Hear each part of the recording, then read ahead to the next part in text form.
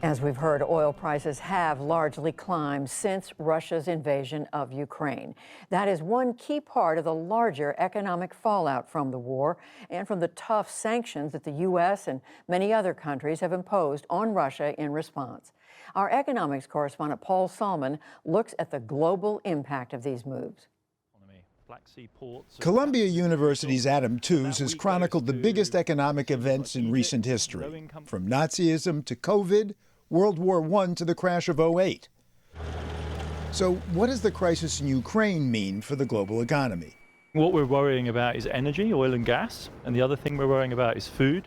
Worrying about soaring prices, since Russia is a key supplier of oil and gas to much of the world. And together, Russia and Ukraine export so much of the world's wheat.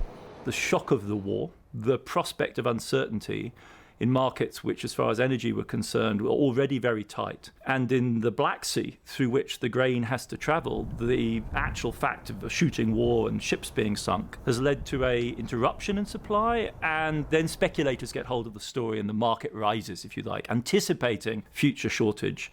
And it's those two effects which are really going to be decisive, not just for the rich countries of the world, but in a sense even more significant for low-income countries. How worried are you?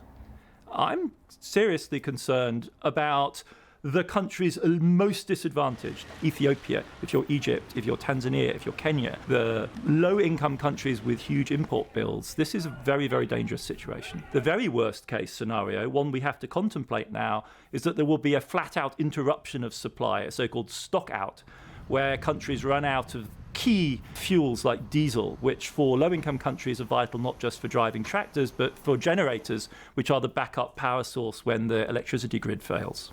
How much of a problem to the world food supply is what's going on now? The shock to the world food supply is much more significant than to the world's energy supply, because Russia and Ukraine together add up to close to 30% of the wheat supply. Very, very large percentage also of vegetable oils, which are crucial, say, in Indian cuisine. Sunflower oil, 80% of that comes out of the Black Sea region. There is very serious reason to be concerned about the ability of low-income countries to afford basic foodstuffs through the autumn, through the fall, and into the winter. And it's the Middle East, North Africa, Sub-Saharan Africa, which is really going to be in the crosshairs here of these pressures. But we're America. What about us? America should not, I think, exaggerate the scale of its difficulties. The shock to the United States will be felt through the oil market above all. The greater difficulties, says Tooze, are those of the Russian economy, due to sanctions imposed by the U.S. and its allies.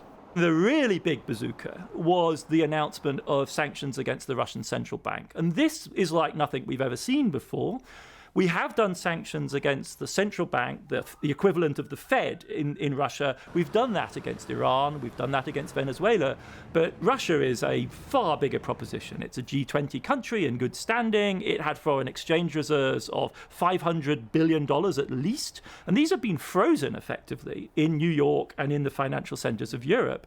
And that is totally indiscriminate. That is a bludgeoning attack on the Russian financial system, on the Russian currency. The big question mark, really, is whether or not we will move, and this is a question for the Europeans, to sanctioning, blockading, boycotting Russia's export of oil and gas. And that is the open question so far.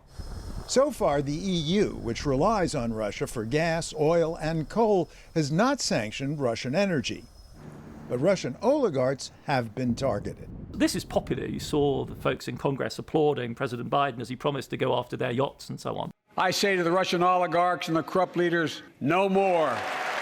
I think we like to tell ourselves that the function of the targeted sanctions on the oligarchs is to make a surgical strike on the inner circle around Putin that will force, as it were, a change of mind on the part of the Kremlin. But I think if you honestly look at the power politics of Russia since the early 2000s, since the incarceration of the energy baron Khodorkovsky in 2003, that's not really a very convincing story about how politics is made. If those people had been in charge, Putin would never have launched his invasion of the Ukraine. This is a policy that doesn't suit their interests.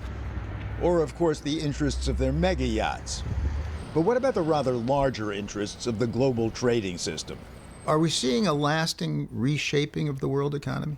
We are seeing a lasting reshaping of the world economy, but I think this war is just part of a broader set of forces that are doing that reconfiguring of globalization. More fundamental, really, is the antagonism between the United States and China. What I think we are going to see is globalization in a new key, if you like, a new mode of globalization with a new sort of politics, and without some of the, if you like, cultural aspirations, the promises of convergence and harmony. All of that, I think, rings pretty hollow at this point. I mean, the fact of the matter is that as this war is going on, as Russia is shelling Ukrainian cities, both Ukrainians and Europeans continue to consume its gas. So those connections are profoundly resilient, but no one is any longer going to pretend that that connection is going to create eternal peace between Russia and Western Europe. No, they're not. For the PBS NewsHour, Paul Salman.